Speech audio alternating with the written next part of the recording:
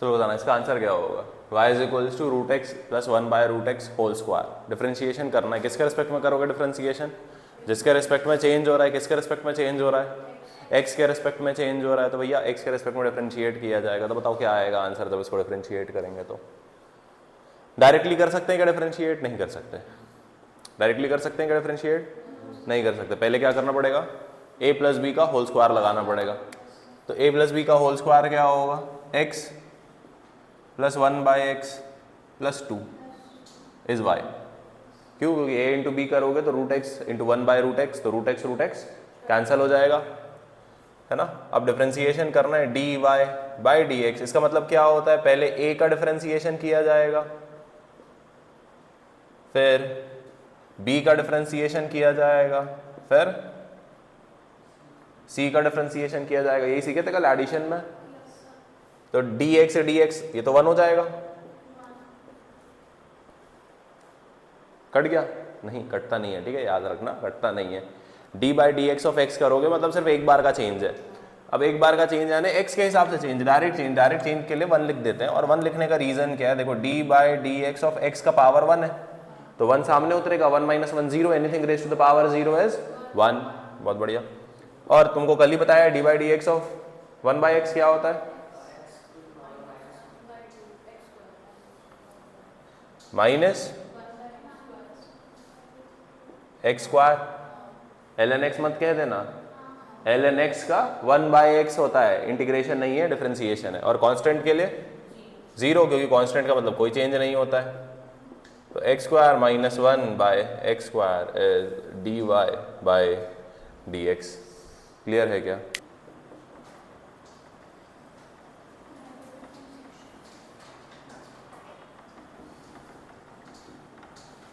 Double differentiation, ठीक है। Double differentiation का मतलब क्या है? डबल यानी होता है 2, और डिफरेंशिएशन तो हम पढ़ चुके हैं, है ना। डबल का मतलब 2 और डिफरेंशिएशन हम पढ़ चुके हैं। मतलब तुम क्या करो, 2 बार सिंगल डिफरेंशिएशन कर दो। Single differentiation plus single differentiation वो कह दिया जाता है डबल डिफरेंशिएशन, ठीक है। अब डबल डिफरेंशिएशन करने का रीजन क्या है? देखो, अगर मैं तुमसे कहूं क्या तुम 8 + 8 कर सकते हो? तुम बोलोगे हाँ सर बिल्कुल कर सकते हैं। यदि मैं तुमसे ये पूछूं 8 + 8 क्या होगा?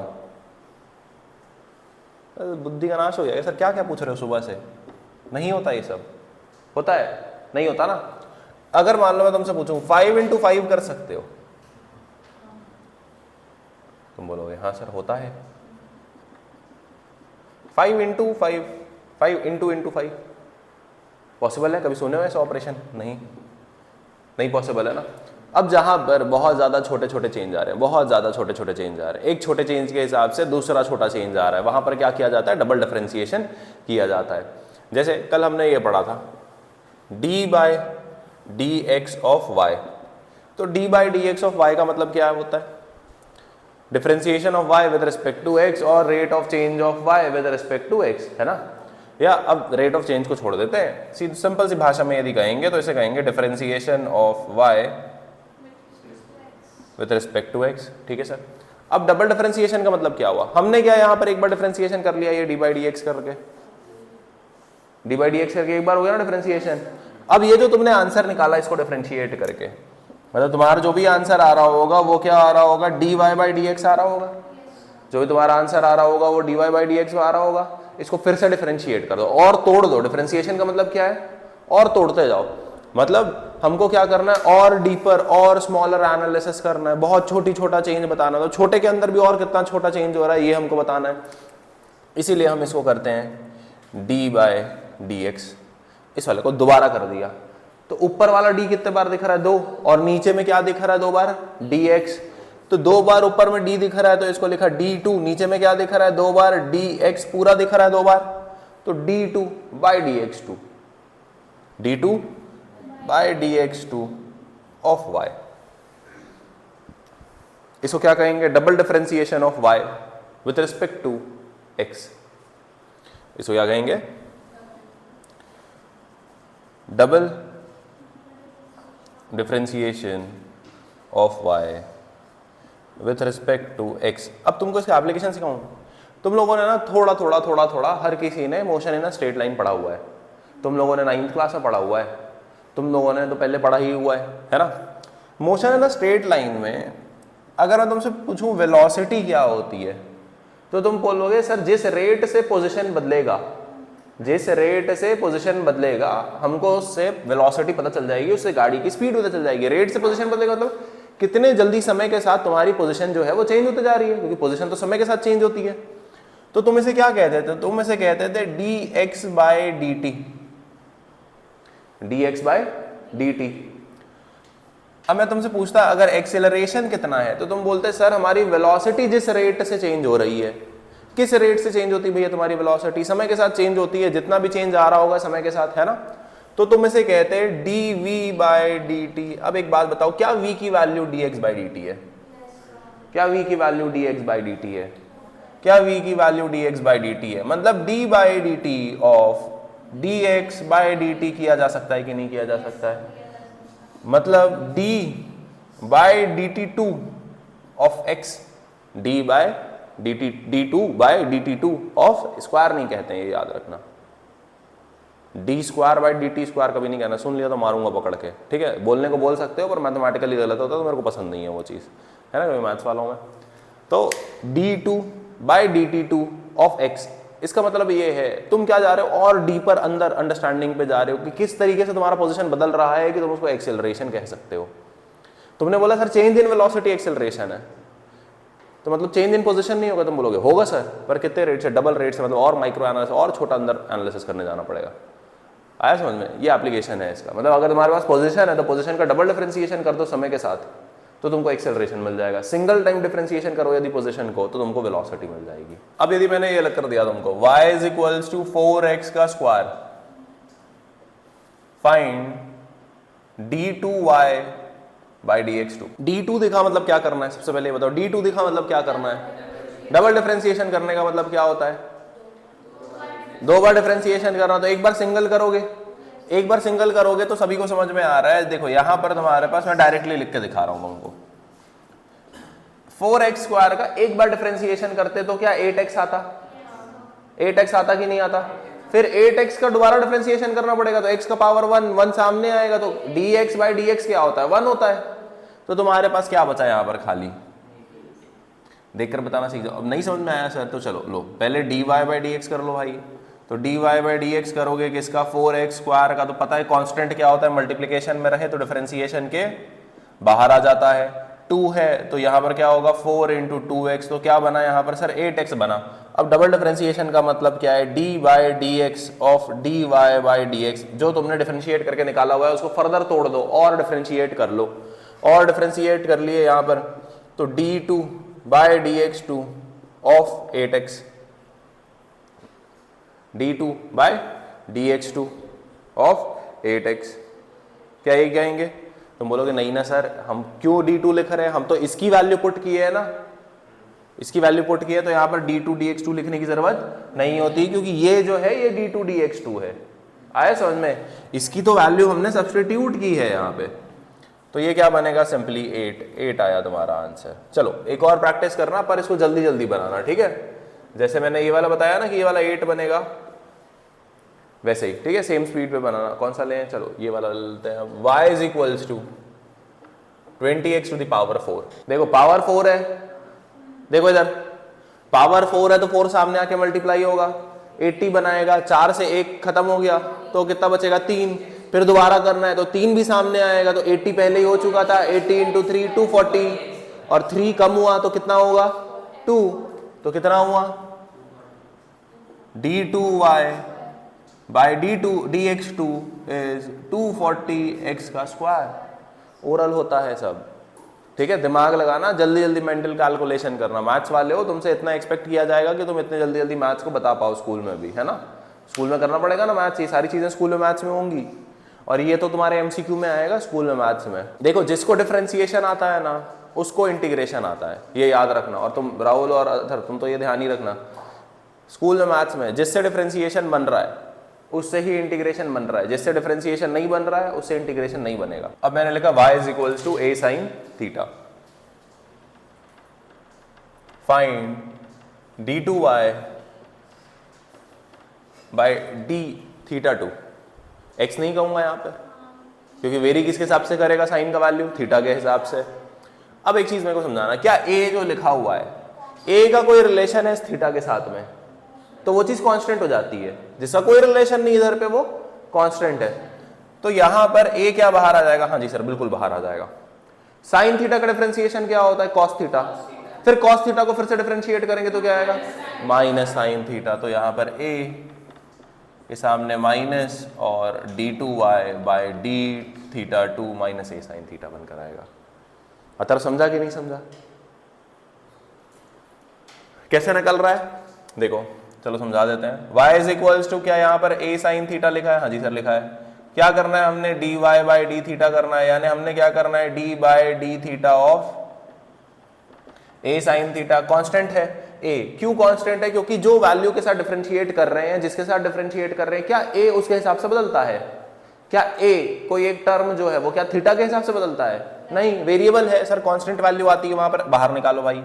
तो तुमको क्या करना है फिर यहाँ पर d by d theta of sine theta, तो a इंटू कॉस थीटा। अब ये वैल्यू जो आ रही है ये dy बाई डी थीटा की, क्या हमने dy बाई डी थीटा चाहिए था कि हमें d2y बाई डी थीटा 2 चाहिए था, हमने चाहिए था d2y डी थीटा 2, मतलब d बाई डी थीटा करना पड़ेगा किसका, dy बाई डी थीटा का। तो dy बाई डी थीटा की वैल्यू कितनी निकल कर आई थी, a cos theta.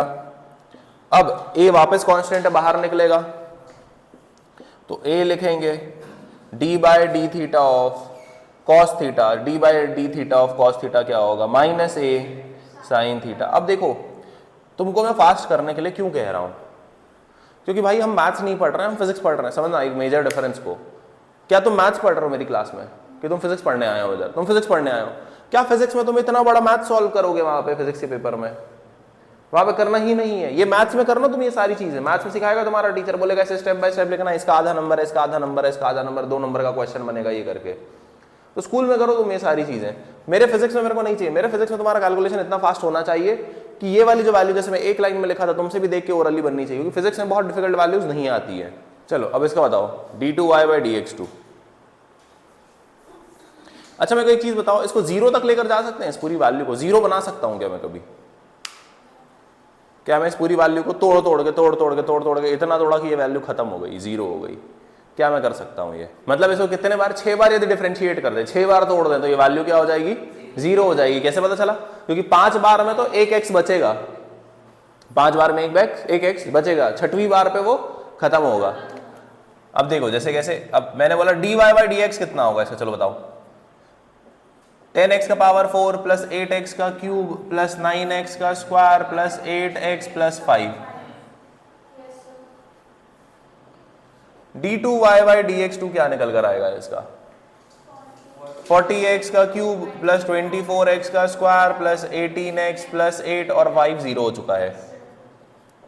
d3y by dx3 क्या ये पॉसिबल है, हाँ सर तोड़ना ही तो है, डिफरेंशिएशन का मतलब तोड़ना है, तुम्हारी मर्जी जितने बार तोड़ो, डिफरेंशिएशन तुम्हारे लिए आसान होता है इसलिए बता रहे हैं। इंटीग्रेशन भी होता है ट्रिपल तक, 3 बार इंटीग्रेट किया जाता है एक ही चीज को, पर वो भी नहीं कॉलेज में पढ़ोगे। तो यहां पर क्या आएगा, 120x square plus 48x plus 18 plus 0, d4y by dx4 कितना हो जाएगा, 240x plus 48 plus 0, d5y by dx5 कितना हो जाएगा, 240। अब d6y बाई dx6 0 मिलेगा, आया समझ में। तो इस वाले को 0 भी बनाया जा सकता है। अब देखना है इसको, ठीक है, y is equals to e to the power x, y is equals to e to the power x। मेरे को एक चीज समझाना, क्या मैं इस वाले को कभी भी 0 बना सकता हूँ, कितने बार भी इंटीग्रेट करूँ, differentiate, sorry my bad, integration तो आता नहीं, कितने बार भी डिफरेंशिएट करूँ कभी भी 0 नहीं होगा। क्यों 0 नहीं होगा, तुम बोलना सर कुछ नहीं आता हमको, लेकिन हमको सा ग्राफ आता है। ग्राफ कहां से चालू होता है, ऊपर भगवान के पास इन्फिनिटी से, और जाता जाता इधर किधर, इधर नीचे में इन्फिनिटी तक। तुमको खत्म होता दिखता है, तुमको चालू होता दिखता है, नहीं बना पाओगे कभी 0। और हर बार जो वैल्यू आएगी e to the power x के हिसाब से ही आएगी। देखो ना ग्राफ कैसा बनता था इस वाले का, ये पॉजिटिव पावर वाला है ना, पॉजिटिव पावर वाले का ग्राफ कैसे लाते थे, उड़ाते हुए ऐसे गिराते थे यहां से ऐसा, कि इधर से लेकर आते थे ऐसे, ये ऐसे ही जाता था ऐसा।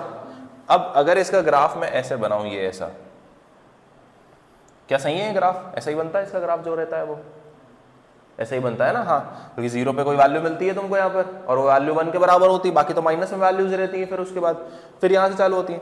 अब तुम क्या कर रहे हो पता, डिफरेंशिएट करके तुम क्या कर रहे हो, ये जो ग्राफ है, ग्राफ क्या रिप्रेजेंट करता है, ग्राफ क्या होता है, एक पेपर होता है जिसमें तुम स्केल बनाते हो, छोटा छोटा छोटा छोटा डॉट लगाते जाते हो, और डॉट किसके हिसाब से लगाते हो, और एक्स और वाई के हिसाब से, और फिर क्या करते हो, सब चीज को जोड़ते जाओगे तो एक ग्राफ बनता है।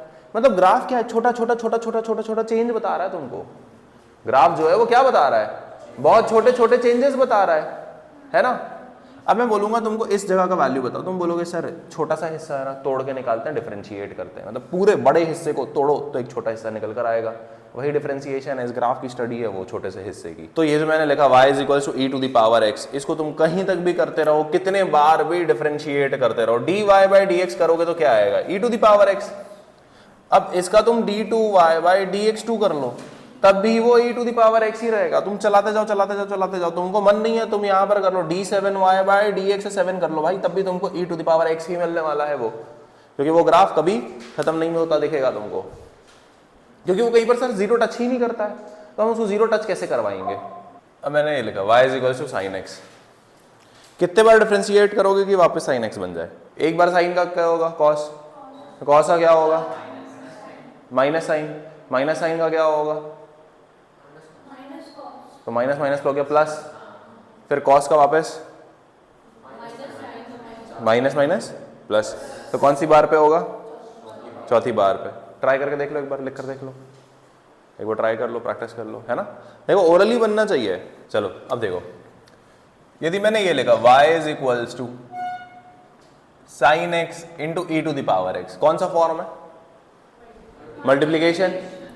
मल्टीप्लीकेशन में डिफरेंशिएशन का प्रोडक्ट रूल लगता है, कल पढ़े रटने का तरीका भी बताया हूं। मल्टीप्लीकेशन हो गया ऐसा समझो, एडिशन जैसा, एक को पकड़ो दूसरे को डिफरेंशिएट करो, बीच में क्या लगाओ प्लस का साइन, पहले वाले को पकड़ो और फिर दूसरे वाले को कर दो डिफरेंशिएट, क्या यही पढ़े। अब यदि मैंने ये लिखा y is equals to sine x plus e to the power x, ये कौन सा हुआ, एडिशन फंक्शन। सिंपली पहले वाले को ऐड करो दूसरे वाले को ऐड करो, दोनों को डिफरेंशिएट किया हुआ है, तो दोनों को डिफरेंशिएट करके ऐड कर देंगे तो जितना चेंज दोनों के चेंज का प्लस होगा वो y के बराबर आ जाएगा, सही बात है। तो यहां पर हमने इसके लिए क्या पढ़ के रखा हुआ है, एडिशन रूल, ठीक है। अब क्यों बता रहे हैं, अब हम क्या जानना चाह रहे हैं, अब मैंने यहां पर लिख दिया y is equal to sine e to the power x. याद है तुमको कल एक ऐसी चीज बताया था, मैंने बोला था ये फंक्शन ऑफ फंक्शन हो गया, ये क्या हो गया, फंक्शन ऑफ फंक्शन, मतलब साइन बदलता है जो भी चीज यहां पर आती है उसके हिसाब से। अब जो चीज आ रही है वो खुद किसके हिसाब से बदलने वाली है, एक्स के हिसाब से बदलने वाली है। मतलब ये साइन बेचारा जिसका फंक्शन है वो खुद भी किसी और का फंक्शन है, तो इसे क्या कह दिया हमने, फंक्शन ऑफ फंक्शन, ठीक है। अब करना क्या है सर, तो फिर फंक्शन ऑफ फंक्शन हो गया, तो ये अंदर में है कि ये अंदर में, ये अंदर में, इसको कहते हैं इनसाइड फंक्शन। कौन सा फंक्शन है ये, इनसाइड फंक्शन। ये वाला बाहर में,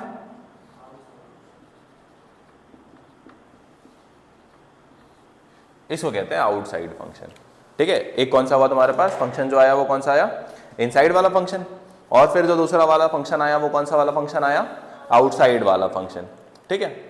चलो अब इसको ना एक आसान वाला एग्जांपल से तुमको समझाना बनाना सिखाते हैं। मान लो यहां पर ये लिखा हुआ है y is equal to sign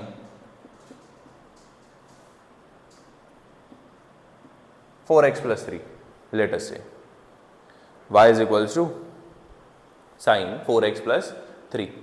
अब मैं तुमसे पूछूंगा क्या तुम ऐसा कर पाओगे, तुम बोलोगे सर ये तो नहीं आता हमको, पर यदि आप किसी तरीके से इस 4x प्लस 3 को कुछ अज्यूम कर लेते, मान लो लेट बना के, तो हम आपको यहां पर y is equals to sine t लिखा हुआ दिखता। एकदम आसान हो गया सर, अब तो हमारे लिए जीवन बहुत ही अच्छा हो गया हमारा। यहां पर हमने लिखा dy बाय dt बराबर साइन का क्या होता, पर अब क्या मैं यहां पर डायरेक्टली ये लिख दूं तो चलेगा, cos t की जगह पे 4x + 3। तो बोलोगे सर आधा सही है, बाकी बहुत गलत बात है, ये ऐसा नहीं होगा, ये गलत आंसर है। क्यों गलत आंसर है? क्यों गलत आंसर है? गलत आंसर सर इसलिए है ये क्योंकि यहां पर हमको साइन जो है वो x के हिसाब से वेरी करता दिख रहा था, आपने किसके हिसाब से करवा दिया? क्या हमने t के हिसाब से करना था? क्या हमने t के हिसाब से करना था? नहीं करना था हमने। तो यहां पर क्या करना पड़ेगा, अब ये जो हमने लिख कर रखा था ना 4x + 3 = t, मतलब t किसके हिसाब से बदल रहा है? x के हिसाब से बदल रहा है। तो यहां पर मैं d/dx लिखूं, यदि d/dx लिखूं यदि, तो 3 तो कांस्टेंट है, निपट गया। 4 × x का क्या बचा? 4 बचा, हाँ x का 1 बचा, 4 कांस्टेंट जो है वो बाहर रह गया। तो यहां पर जो मैंने dt लिखा है, इस dt की जगह क्या मैं 4 टाइम्स ऑफ dx लिख सकता हूं? dx को उड़ा के उधर भेज दिया, मल्टीप्लाई। अरे dy/dx लिखते हैं ना, dy/dt/dx लिख रहे हो कि नहीं लिख रहे हो भाई? बाय मतलब a/b, b को उड़ा के इक्वल टू के इधर ले जाके मल्टीप्लाई कर सकते हैं कि नहीं कर सकते हैं? कर सकते हैं। हो गया सर। मतलब यहां पर ये जो निकाल रहे हैं ना सर, ये गलत है। अगर इसकी जगह हम यहां पर ये लिख लें, dt की जगह क्या लिख लिए? 4 टाइम्स ऑफ dx, और यहां पर लिखे हुए cos 4x + 3, यहां पर आया सर dy/dx। अब देखो क्या हो रहा है, 4 टाइम्स cos 4x + 3। सर यदि ये लिखते हो ना आप तो एकदम सही बात कर रहे हो, ये हमारा सही आंसर है, क्योंकि हमारा सवाल था y = sin of 4x + 3। sin of 4x + 3 का मतलब क्या है? ये जो अंदर की पूरी वैल्यू है ये x के हिसाब से बदलेगी, इस पूरी वैल्यू के हिसाब से साइन की वैल्यू बदलेगी। अल्टीमेटली बात ये हुई कि भाई देखो, अंदर का जो इक्वेशन बदलता है वो भी x के हिसाब से बदलता है, मतलब साइन का भी जो वैल्यू बनता है वो x के हिसाब से बनता है। तो जो चेंज आएगा वो किसके हिसाब से आएगा? छोटा छोटा जितना भी चेंज आएगा x के हिसाब से। तो सर आप t के हिसाब से निकाल के कैसे छोड़ दिए? गलत बात है ना। आई की बात समझ में? तो हमने किया इसको क्या? डिफरेंशिएट। हमने क्या किया? इसको डिफरेंशिएट। आया क्या समझ में कि नहीं आया? अब इसको डिफरेंशिएट करने का रूल क्या है? अब इसको यदि तुम डिफरेंशिएट करोगे कभी भी तो डिफरेंशिएशन का रूल क्या है? देखो मैंने यहां पर क्या लिखा, y = sin of 4x + 3, sin of 4x + 3। अब इसको मेरे को क्या करना है? डिफरेंशिएट करना है। अब मैं इसको डिफरेंशिएट कैसे कर रहा हूं? तो इसको डिफरेंशिएट करना है यदि मुझे डायरेक्टली dy/dx से, डायरेक्टली मुझे कैसे करना है? इसे डिफरेंशिएट करना है dy/dx से। अब तुम क्या करना है यहां पर? Differentiating the outer function keeping the inner function as it is. Differentiating the outer function keeping the inner function as it is into differentiation of inner function only, into differentiation of inner function only। आया क्या समझ में कि नहीं आया? कैसे लगाएंगे इस वाले रूल को? क्या बोलेंगे हमेशा? Chain rule. चेन रूल कैसे लगाया जाएगा? क्या बोलोगे इसको? कि सबसे पहले किसको डिफरेंशिएट करेंगे? जो पहले आया उसको पहले डिफरेंशिएट करेंगे। कौन पहले आता है? Outer function. तो जो पहले आता है उसको पहले डिफरेंशिएट करेंगे, जो बाद में आएगा उसको वैसे ही रखेंगे, फिर मल्टीप्लाई करेंगे। और किसको डिफरेंशिएट करेंगे? जो बाद में आया उसको। और पहले वाले को डिफरेंशिएट करने की जरूरत है नहीं, क्योंकि पहले वाले को ऑलरेडी हम डिफरेंशिएट कर चुके हैं। अब मैंने ये लिख दिया, क्या इसको हम e⁻x = t माने और फिर डिफरेंशिएट करना चालू करें? कौन इतना टाइम खोटी करेगा? क्या हमको देख के समझ में आ रहा है ये फंक्शन ऑफ फंक्शन है? क्या देख के समझ में आ रहा है ये फंक्शन ऑफ फंक्शन है? हाँ जी सर है, बिल्कुल। तो क्या करेंगे अब? जिसका भी फंक्शन है उसके रिस्पेक्ट में डिफरेंशिएट किया जाएगा। किसका फंक्शन है? जो भी है वो एक्स का फंक्शन है, एक्स के रिस्पेक्ट में करेंगे। कैसे करेंगे? सबसे पहले किसको डिफरेंशिएट किया जाएगा? बाहर वाले को। तो आउटर फंक्शन को डिफरेंशिएट करेंगे तो क्या आएगा? cos, और जो भी वैल्यू है वो आएगी cos के हिसाब से, तो e⁻x के हिसाब से वैल्यू आएगी, इनटू बाहर वाले को हटाओ, सिर्फ जो बचा हुआ है उसको इंटीग्रेट करो। कौन सा बचा हुआ था? अंदर वाला बचा हुआ था, सॉरी माय बैड, इंटीग्रेट बोल दिया, डिफरेंशिएट। अंदर वाला बस बचा हुआ था, तो अंदर वाले को क्या करना पड़ेगा? डिफरेंशिएट। तो d by D x of e to the power x is कितना होगा? तो आंसर क्या बनेगा? e to the power x cos e to the power x। तुम चाहो तो क्या करना है इसके लिए, एक बार जो मैंने यहां पर तुमको सिखाया ना, लेट t एज्यूम करना, ये सीख लोगे तो ये मैथ्स में भी होने वाला है सेम चीज। ये मैथ्स में तुम्हारा टीचर सिखाएगा, अभी से सीख लिया तो मैथ्स में एक टॉपिक पहले से आता है तुमको। ये जो है ना, ये जो पढ़ा रहा हूँ ये मैथ्स का है भैया, ये फिजिक्स का नहीं है। ये सारी चीजें मैथ्स से उठा के लाया हूँ ना, मैथमेटिकल टूल्स हैं। तो क्लास 11th मैथमेटिक्स में टीचर सिखाएंगे तुमको क्लास में। y is equals to e to the power x का स्क्वायर। क्या ये फंक्शन ऑफ फंक्शन है कि नहीं है? है, क्योंकि जो e है, e को बदलना था x के हिसाब से, पर हमने यहां पर क्या लिख कर रख दिया? x का स्क्वायर। तो जो भी x की स्क्वायर की वैल्यू आएगी उसके हिसाब से अब e बदलने लग जाएगा। मतलब क्या बन गया? ये फंक्शन ऑफ फंक्शन। कौन सा आउटर फंक्शन है? e आउटर फंक्शन है, e आउटर फंक्शन है, x स्क्वायर। अब इसके लिए वापस क्या करो? X square equal to t assume कर लो। पर मैं कहता हूं क्यों करना है यार इतना काम? तुमको पता है किसके हिसाब से बदलाव आ रहा है, चेंज किसके हिसाब से आ रहा है? एक्स के हिसाब से आ रहा है। तो डिफरेंशिएट भी किसके हिसाब से किया जाएगा? किसके हिसाब से करेंगे डिफरेंशिएट? एक्स के रिस्पेक्ट में ही करेंगे। अरे हिसाब बोल देता हूं, उसका मतलब रिस्पेक्ट होता है ना, अंग्रेजी में रिस्पेक्ट कहा जाता है उसको, differentiating with respect to x. ठीक है, अंग्रेजी में यदि चाहिए तुम लोगों को तो differentiating y with respect to x, x के रिस्पेक्ट में डिफरेंशिएट कर रहे हैं। कैसे डिफरेंशिएट किया जाता है? पहले आउटर फंक्शन को किया जाता है। तो e टू द पावर कुछ भी आए उसका आंसर क्या होता है? e to the power x ही होता है। वैल्यू पुट करो, e to the power x square का x स्क्वायर ही रहेगा, मल्टीप्लाइड बाय किसको डिफरेंशिएट करते हैं? इनर फंक्शन को। इनर फंक्शन में क्या लिखा हुआ है? x का स्क्वायर।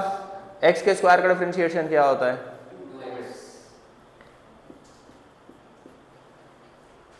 चलो इसको डिफरेंशिएट कर दिखाओ। इसको डिफरेंशिएट करना है, क्या करेंगे? D Y by D x. अब ना तुमको पता है, देखो सर हमको पता है पहले बाहर वाले को करते हैं फिर अंदर वाले को करते हैं, पर दोनों मल्टीप्लाई होते हैं कि नहीं होते हैं? होते हैं कि नहीं होते हैं? अंदर वाले को देखो क्या लिखा हुआ है? 2x square minus 6x।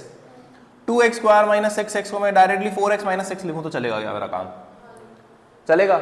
और मेरे को पता है साइन का क्या होता है। अब सही है ना? इनको होमवर्क में करना, ये वाला देख लो तुम। यहां पर मैं कह रहा हूं डबल डिफरेंशिएशन करने, पर क्या फंक्शन ऑफ फंक्शन दिख रहा है? तो पहले एक बार फंक्शन ऑफ फंक्शन करना है, फिर दोबारा फंक्शन ऑफ फंक्शन करना है। तो यहां पर क्या बोलोगे? पहले तो पहली बार में तो तुम ये कर देखो, d Y by D x करेंगे क्या? D Y by D x करेंगे क्या? टी दिया है, ओमेगा नहीं, टी समय, समय से बड़ा कुछ नहीं होता, पता है ना, घर वाले बोलते हैं ना, बस याद रखना, समय दिख रहा है तो समय से बड़ा कुछ नहीं है। जो भी चीज डिफरेंशिएट होगी, अब ओमेगा दिख रहा है, अरे ओमेगा की क्या औकात है टाइम के सामने? ठीक है, तो किसके रिस्पेक्ट में होगा? टाइम के रिस्पेक्ट में होगा। जब तक वो बोले नहीं तब तक अपन ओमेगा मानते नहीं। तुमको बाद में खुद समझ में आ जाएगा ओमेगा लेते क्यों नहीं। ओमेगा एक कांस्टेंट वैल्यू होती है। ठीक है, अब देखो, अब यहाँ पर क्या, ए कांस्टेंट है, ए यदि कांस्टेंट है तो ए को बाहर निकाल लेंगे, बाहर वाले को डिफरेंशिएट करेंगे तो क्या बनेगा? Cos omega t into omega, मतलब यहां पर इसकी वैल्यू कितनी आई? A omega cos omega t. अब इसको क्या करना है? दोबारा से करना है, d two y by D t two. तो ए ओमेगा कांस्टेंट बाहर फेंको इसको, इसका क्या होगा? माइनस साइन ओमेगा टी, और ओमेगा टी का फिर से ओमेगा। अब ये वाला जो डिफरेंशिएशन है, इस वाले डिफरेंशिएशन को जितना ज्यादा अच्छे से हो सके उतने ज्यादा अच्छे से याद रखना। कौन से चैप्टर में काम आने वाला है? वेव्स एंड ऑसिलेशंस में, आखिरी के 2 चैप्टर में काम आएगा। ठीक है, लास्ट 2 चैप्टर्स का ये इक्वेशन है, ये बनकर निकलता है वहां पर। हमने ये पढ़ के रखा हुआ है, differentiation of y with respect to x। तो जब भी मैं तुमसे कहूं D Y by D X, तो D Y by D X क्या बताता है? देखो सर, y बदलेगा किसके हिसाब से? x के हिसाब से। तो जिस भी रेट पे x चेंज होगा उसी रेट के हिसाब से कौन चेंज होगा? y चेंज होगा। तो D Y by D x का मतलब क्या होता है? Rate of change of y with respect to x, rate of change of y with respect to x। अब मैंने यहां पर ये लिखा d Y by D x का होल स्क्वायर। क्या ये डबल डिफरेंशिएशन है? पहला तो सवाल ये है, क्या ये डबल डिफरेंशिएशन है? Is this double differentiation? नहीं, पूरे का स्क्वायर है। मैंने बताया ना स्पेसिफिकली स्क्वायर नहीं कहना, क्या कहना? d2y बाय dx2, d2 होगा और नीचे पूरे dx का 2 होगा, यहाँ पे पूरे का है। तो ये क्या बता रहा है तुमको पता है? जिस भी रेट पे y चेंज हो रहा है x के हिसाब से उसका स्क्वायर है। तो this is square of rate of change of y with respect to x। मैंने ये लिखा d by D x of y का square, d by D x of y का स्क्वायर। क्या बोलोगे इसको? हाँ, तो rate of change of square of y with respect to x, मतलब जब तुम डिफरेंशिएट करोगे y को x के रिस्पेक्ट में, तो जो भी y की वैल्यू आएगी उसका स्क्वायर जब करोगे तो तुमको चेंज मिलेगा। आया क्या समझ में कि नहीं आया? अब मैंने ये लिखा ये दिया यहां पर d2y बाई dx2, क्या बोलोगे सीधा सा? डबल डिफरेंशिएशन है ये, double differentiation of y with respect to x, double differentiation of y with respect to x। अब यदि मैंने यहां पर ये लिखा dy बाई dx और दो इसके अगल बगल में दो लाइनें खींच दी, इसका मतलब क्या होता है? मैग्नीट्यूड। मॉड मतलब मैग्नीट्यूड। तुमको यहां पर कोई मतलब नहीं साइन क्या आता है क्या नहीं आता है, तुमको सिर्फ किससे मतलब है? चेंज। dy बाई dx से मतलब क्या है? चेंज। उस चेंज के मैग्नीट्यूड से मतलब है। तो ये इसका मतलब क्या हुआ? This is magnitude of change. समझे? इसको क्या बोलेंगे? मैग्नीट्यूड ऑफ चेंज, या फिर इसको अच्छी भाषा में लिखा जाए तो ये लिख लेते हैं अभी के लिए, magnitude of rate of change in y with respect to x। देखो डिफरेंस समझना, यहां पर मैं तुमसे सिर्फ मैग्नीट्यूड जानना चाहता हूं, चेंज का मैग्नीट्यूड क्या है। पूरा चेंज निकाले और उस चेंज का सिर्फ मेरे को मैग्नीट्यूड बता दो। जैसे यहां पर क्या था, अगर मैं तुमसे पूछूं इसके पूरे का मॉड, इसके पूरे का मैग्नीट्यूड क्या होगा, तुम बोलोगे सर माइनस हटाओ, बस जो बच गया वो मैग्नीट्यूड है। तो मेरे को चेंज का मैग्नीट्यूड चाहिए, जो चेंज आ गया उसका मैग्नीट्यूड क्या था। अब मैंने यहां पर क्या लिखा? d by D x of mod of y। तो ये क्या है? This is rate of change in magnitude of y with respect to x। मतलब यहां पर मैं तुमसे पूरे चेंज का मैग्नीट्यूड नहीं पूछ रहा हूं, मैं सिर्फ तुमसे जो छोटी वैल्यू जो तुम्हारी y है उस y के चेंज का मैग्नीट्यूड पूछ रहा हूं। अंतर होता है दोनों में, change in magnitude and magnitude of change. याद है वेक्टर्स पढ़ाया था तब बताया था, चेंज इन मैग्नीट्यूड का मतलब क्या है कि पूरी ओवरऑल वैल्यू का मैग्नीट्यूड कितना बदल रहा है, और यहां पर क्या बोल रहे हैं? मैग्नीट्यूड का चेंज कितना है। क्लियर है? अब देखो यहां पर क्या पूछ रहा है? Rate of change in velocity. तो rate of change in velocity बताना है, तो किसके हिसाब से वेलोसिटी चेंज हो रही है पहले तो ये बताओ मेरे को? टी के हिसाब से। Rate of change in velocity, तो वेलोसिटी किस हिसाब से चेंज हो रही है? टी के हिसाब से। तो पहला क्या करना पड़ेगा यहाँ पर? डी बाय डी टी करना पड़ेगा, किसका? वी का। तो यहाँ पर क्या बनेगा? D by d T of 3t i cap plus 4t j cap. अब तुमको पता है वेक्टर से आई और जे के ऊपर यदि टोपी लगा दी जाए तो वो सिर्फ डायरेक्शन बताता है। डायरेक्शन की अपने आप में कोई वैल्यू होती है, तो डिफरेंशिएट करके क्या मिलेगा? अरे नॉर्थ को तोड़ देंगे तो कुछ मिलेगा क्या? तो अब प्लस वाला है, मतलब दोनों को क्या करना पड़ता है? अकेले अकेले डिफरेंशिएट करना पड़ता है। तो इसका क्या बनेगा? 3i cap plus 4j cap. ठीक है, नेक्स्ट वाले में क्या बोल रहा है? What will be the magnitude of change? What will be the magnitude of change? Magnitude of rate change in velocity. मतलब ये जो तुमने dv बाई dt लगाया है इसके पूरे का मॉड कर दो। इसके पूरे का मॉड क्या होगा? अब तुमको पता है वेक्टर से, a i cap plus b j cap is root over a square plus b square. बहुत बढ़िया, वेरी गुड। तो रूट ओवर 3 का स्क्वायर प्लस 4 का स्क्वायर मतलब 5। तो मैग्नीट्यूड में इसके जो भी चेंज आएगा, जो भी मैग्नीट्यूड का चेंज होगा वो कितने से चेंज आएगा? मतलब अगर पहले मान लो मैग्नीट्यूड 5 था तो अब मैग्नीट्यूड 10 हो जाएगा, फिर मैग्नीट्यूड 20 हो जाएगा। पर किसका मैग्नीट्यूड बता रहे हो? चेंज का मैग्नीट्यूड बता रहे हो। चेंज इन मैग्नीट्यूड नहीं है, this is magnitude of change, कि कितना चेंज का मैग्नीट्यूड है, जो भी चेंज आ रहा है वो कितने से आ रहा है, तो हर बार 5 से आ रहा है। और नेक्स्ट वाले में हमसे क्या कह रहा है, rate of change in magnitude कह रहा है, चेंज इन मैग्नीट्यूड। तो किसका मैग्नीट्यूड, तो सर v का मैग्नीट्यूड। तो पहले वेलोसिटी का मैग्नीट्यूड निकालना पड़ेगा, तो वेलोसिटी का मैग्नीट्यूड निकालोगे तो क्या होगा, root over 3t square plus 4t square, root over 3t square plus 4t square, 9t square plus 16t square, 9t square plus 16t square है 25t स्क्वायर, तो ये कितना आया 5t। ठीक है, अब इसका चेंज बताना है तुमको, तो dv by dt equal to 5। क्या ये समझ गया ना, magnitude of rate of change, rate of change of magnitude. इसमें क्या बता रहे हैं, magnitude of rate of change, यानी रेट ऑफ चेंज का मैग्नीट्यूड। और यहां पर क्या बता रहे हैं, चेंज इन मैग्नीट्यूड का रेट।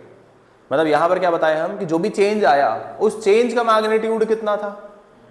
और इस वाले में क्या बताया कि जो भी रेट है किसका, मैग्नीट्यूड के चेंज का, मतलब जो न्यूमेरिकल वैल्यू है वो किस रेट से चेंज हो रही है, तो वो उसका जो चेंज का रेट है वो 5 पर यूनिट टाइम है। समझ में आया, rate of change in magnitude का मतलब होता है, जैसे मान लो वेलोसिटी चेंज हो रही है लेटेस्ट से, तो वेलोसिटी जो है उसके मैग्नीट्यूड का चेंज पर यूनिट टाइम के हिसाब से कितना होगा। तो मान लो पहले तुम्हारी गाड़ी चल रही थी 10 की स्पीड से, अभी वो चलने लगेगी 15 की स्पीड से, तो जो उसका मैग्नीट्यूड मैंने बताया 10, अगर मैं वेलोसिटी कहूँ तो मैं कहूँगा 10 आई कैप, तो 10 से 15 आई कैप होगी, 16 आई कैप होगी, 17 आई कैप होगी। इसका मतलब क्या हुआ, magnitude of rate of change का, कि तुमने चेंज निकाल लिया कि सर देखो मेरी वेलोसिटी पहले 10 थी अब हो गई है 20, तो तुम्हें को पता है फाइन पहले कितनी थी, फाइनल कितनी हुई, चेंज कितने का आया। पहले सर मेरी वेलोसिटी 20 की थी, अभी कितने की हो गई, 10 की हो गई, चेंज कितने का आया, -10 का। मैं बोलूंगा मेरे को नहीं मतलब, मेरे को चेंज कितना आया बस बताओ, 10 का। अब मैं तुमसे अगर ये पूछूं कि ठीक है, तुम बोले कि सर मेरी वेलोसिटी पहले 10 की थी अभी हो गई 20 की, मैं बोला 10 से 20 कैसे गए, तुम बोलोगे ना सर बढ़ाए स्पीड, कितने से बढ़ाए सर, 4 4 4 4 4 करके बढ़ाए, 5 5 5 5 5 करके बढ़ाए, तो ये जो 4 4 4 5 5 5 ये क्या बता रहे हो, this is rate of change in magnitude. Clear है क्या, नहीं भी होगा तो अभी के लिए इसको रिवाइज करना, जब अपन फर्स्ट चैप्टर पढ़ेंगे ना, चैप्टर नंबर 1 जो रहेगा तुम्हारा, वहां पर तुमको बहुत अच्छे से क्लियर हो जाएगा, क्योंकि वहां पर हम न्यूमेरिकल करते जाएंगे इसके साथ में। अब तुम लोगों ने करंट इलेक्ट्रिसिटी वाले चैप्टर में एक इक्वेशन देखा होगा ऐसा, I is equals to i naught e to the power minus T by are c. Current electricity alternating current वगैरह में आता है, ये आता है। अब ये क्या बता रहा है, देखो किसके हिसाब से जो भी बदलाव आएगा, टी के हिसाब से आएगा। यहां पर क्योंकि टी लिखा हुआ है, समय से बड़ा कुछ होता है। अब तुम बोले सर आपको कैसे पता टी है, तुमको बता के रखा है, छोटा टी जहां भी हो टाइम का होगा, बड़ा टी जो होगा वो टाइम पीरियड या टेम्परेचर का होगा। केमिस्ट्री की दुनिया में वो टेम्परेचर होता है, फिजिक्स में या तो टाइम पीरियड होता है या तो टेम्परेचर होता है, पर हम जब कॉमन सेंस लगाएंगे तो खुद से समझ में आ जाएगा कहां पर टाइम पीरियड है कहां पर टेम्परेचर है। पर छोटा टी जहां पर भी आए वो हमेशा समय होगा, ठीक है। मतलब ये जो भी करंट की वैल्यू चेंज हो रही है वो तो फिक्स्ड वैल्यू है कोई आई नॉट, जो भी चेंज होगा वो इसके बाद होगा या इससे मल्टीप्लाई होकर होगा, पर वो किसके साथ होगा, टाइम के साथ होगा। मैं पूछूंगा कितना होगा टाइम के साथ, पर यूनिट टाइम का चेंज बताओ। तुम बोलोगे सर पर यूनिट टाइम छोटा चेंज, पर यूनिट टाइम यानी तुम बोले सर देखो मेरे घर में बिजली आ रही थी सुबह 10 बजे, जितनी भी आ रही थी, रात को मेरे घर की सारी बल्ब चलने बंद हो गई, मतलब करंट आना बंद हो गया, तो चेंज आया कि नहीं आया। तुम लोग मैं बोला एक बार बंद हो गया, नहीं सर धीरे धीरे धीरे धीरे करके लाइट डिम होता गई डिम होता गई डिम होता गई डिम होता गई, फिर हो गई बंद। बल्ब खराब है, नहीं नहीं सर बल्ब चालू है, मतलब क्या नहीं आ रहा, करंट नहीं आ रहा है। करंट में आया चेंज, कितना आया जी, पर यूनिट टाइम के हिसाब से कितना, छोटा चेंज। तो बोलोगे देखो सर फिर क्या करना पड़ेगा, D I by D T. तुमको बताया था कि जब भी ई के पावर में जो भी चीज सामने दिखे वो क्या होती है, वाई का इंटरसेप्ट, और वाई का इंटरसेप्ट क्या होता है, कांस्टेंट। क्या बदल जाता है वो, बाहर निकालो इसको, फेंको बाहर, फेंक दिए सर। कौन बदल रहा है समय के साथ, d by D T of e to the power minus T by are c. क्या ये फंक्शन ऑफ फंक्शन है, हाँ ये फंक्शन ऑफ फंक्शन है, क्योंकि खाली x नहीं है, x की जगह पे दिया हुआ है t बाय आर सी। समझे क्या बात को। तो ये क्या बना आई नॉट, क्या करते हैं अपन बाहर वाले फंक्शन को, बाहर वाला फंक्शन क्या बनेगा, e to the power minus T by are C into differentiation of inner function. तो इनर फंक्शन का करोगे तो minus T by R C है, तो यहां पर क्या होगा 1/RC बाहर निकलेगा, D by D T of minus T by R C करोगे, D by D T of minus T by R C करोगे तो यार यहाँ पर माइनस आर सी तो बाहर निकल जाएगा। पावर में -1 है क्या? पावर -1 है टी के पावर में, तो कोई दिक्कत है ही नहीं। पावर में होता तो स्क्वायर स्क्वायर ये वो करना पड़ता, यहाँ तो खाली क्या बाहर आएगा माइनस आर सी। ये तो हमको पता है कटता नहीं है भैया, 1 होता है, कटता नहीं है, कटता दुनिया में सिर्फ एक ही जगह है। ठीक है, तो यहाँ पर क्या आएगा D I by D T, छोटा छोटा सा चेंज आ रहा है, कितना आ रहा है minus i naught by are c e to the power minus T by are c. I naught constant है, ये पता है कि नहीं पता है, ग्राफ में सिखाया होंगे नहीं।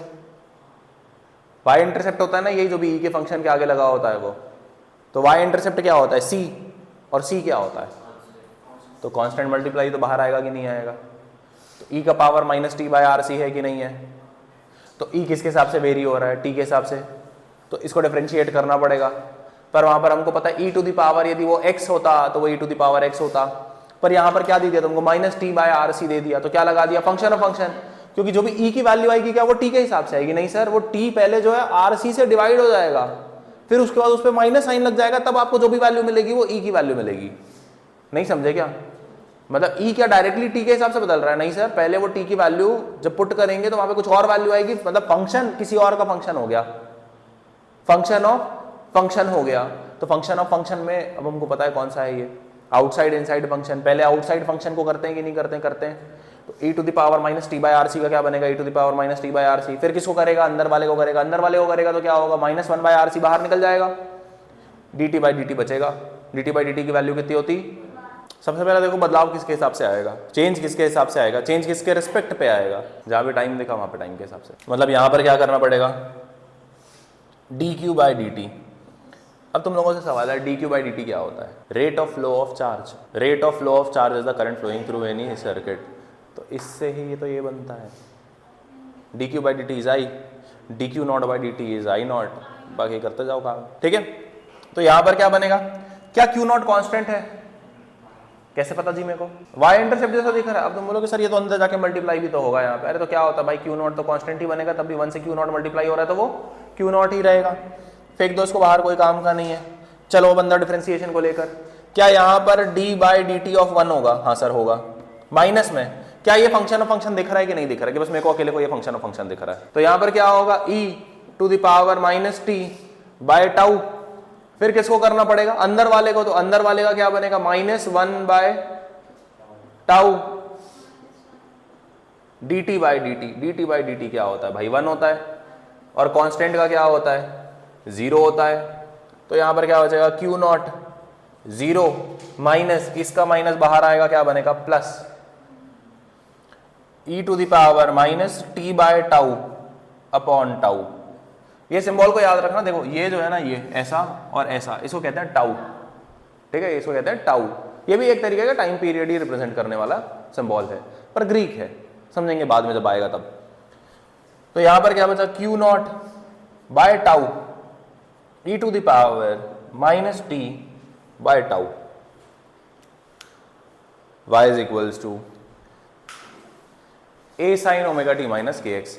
ये वाला बहुत इंपॉर्टेंट है। ठीक है, वापस क्यों, क्योंकि ए साइन वाला जहां पर भी तुमको इक्वेशन दिखे, वो आखिरी के तुम्हारे 2 चैप्टर्स के क्लास 11th के।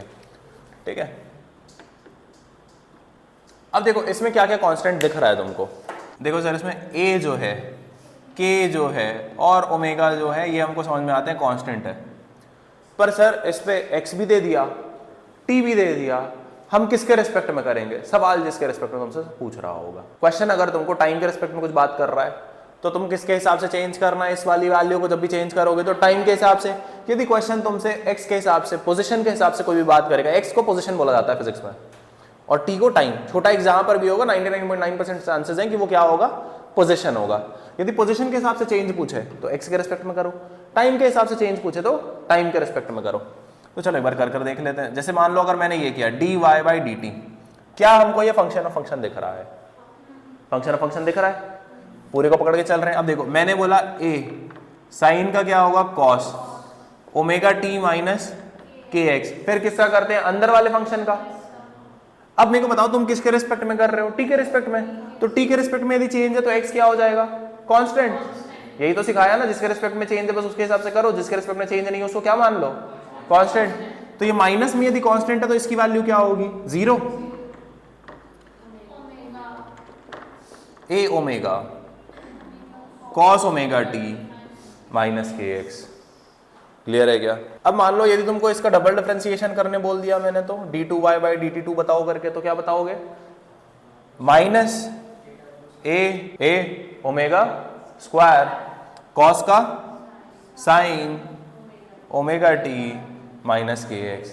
क्या समझ में आया? ओरली बनाया तो कॉस का हुआ minus sine, function of function, तो वापस करेंगे तो एक ओमेगा पहले से था, एक ओमेगा बाहर आया तो क्या बनाया, ओमेगा स्क्वायर। क्लियर है क्या? अब सेम चीज को यदि पोजीशन के रिस्पेक्ट में, तुमको समझ में आ जाएगा जब क्वेश्चन आएगा, अभी बस प्रैक्टिस करा रहे हैं तुमसे। अब x के रिस्पेक्ट में करना है, तो x के रिस्पेक्ट में करना है तो किसको कांस्टेंट मान लो, t वाले को कांस्टेंट मान लो। तो इसका क्या बनेगा, a cos, साइन की जगह पे क्या आएगा cos ओमेगा t माइनस के एक्स इंटू माइनस के, क्योंकि ओमेगा टी कांस्टेंट है तो पूरा क्या हो गया 0। तो ये कितना हुआ, माइनस ए के कॉस ओमेगा टी माइनस के एक्स। डबल डिफरेंशिएट करने कहते हैं तुमसे, d2y बाई dx2 बताओ भाई। तो d2y बाई dx2 कैसे बताओगे, तो बोलोगे देखो सर माइनस है, माइनस रखते हैं, a का a रखते हैं, k का k रखते हैं, cos का क्या होता है differentiation, minus sine, minus sine omega T minus के एक्स। अब सर फंक्शन ऑफ फंक्शन भी है, किसके रिस्पेक्ट में कर रहे हैं, x के रिस्पेक्ट में, तो t वाले को 0 मानना पड़ेगा क्योंकि कांस्टेंट है, तो 0 कर दो, कोई चेंज नहीं आएगा। देखो जिसके हिसाब से चेंज आता है, क्या t में कोई चेंज आ रहा है, t के हिसाब से चेंज है नहीं, तो t में चेंज नहीं, जिसमें चेंज नहीं वो क्या, कांस्टेंट, तो इसलिए 0 हो जाता है वो। माइनस के एक्स का कितने बार माइनस दिख रहा है, एक बार, दो बार, तीन बार माइनस, यानी माइनस ए के square sine omega T minus के एक्स। इसीलिए बार बार जहां पर माइनस आए वहां पर पहले माइनस माइनस अलग लिखो। अगर इवन नंबर ऑफ माइनस हुए तो प्लस बन जाएंगे, ऑड नंबर ऑफ माइनस हुए तो आखिरी में क्या बचेगा, माइनस बचेगा। ये कुछ होमवर्क क्वेश्चन है, ठीक है। ये वाला क्वेश्चन तुम लोगों को देखकर समझ में आ रहा होगा, इलेक्ट्रिक फील्ड का है, क्लास 12 है ना, ठीक है। ये वाला क्वेश्चन देखकर समझ में आ रहा होगा, ये क्लास 11 का क्वेश्चन है, ये भी क्लास 11 का क्वेश्चन है, ठीक है। इनको ट्राई करके आना सर, डिफरेंशिएशन करना है, तुमको पता है क्या बोल रहा है, दिमाग लगाओगे बन जाएगा अपने आप, नहीं बना तो फिर ट्यूसडे को हम बताते हैं क्लास में, ठीक है। इतना प्रैक्टिस करके आना।